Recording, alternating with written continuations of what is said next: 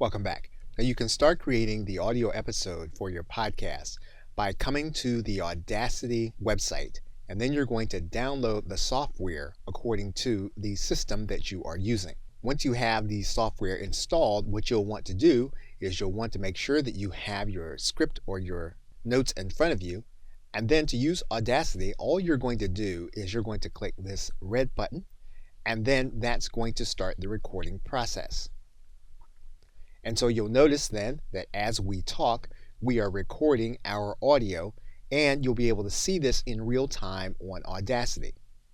Once you've completed the process or you've completed what you're going to say, you can then stop the audio. And you can do that by clicking this button.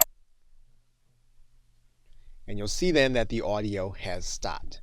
What you're then going to need to do is you're going to need to then export the audio. It's a good idea to save your project. And what we're going to do is we're going to save the project first.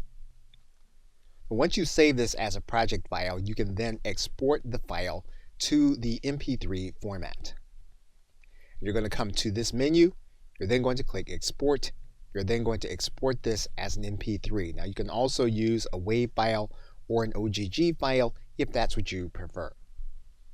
Once you have the file ready, you can then click Save. Audacity will give you the opportunity to enter the metadata. Once you've edited your metadata, you can then click OK. And then your raw audio will then have been created using Audacity.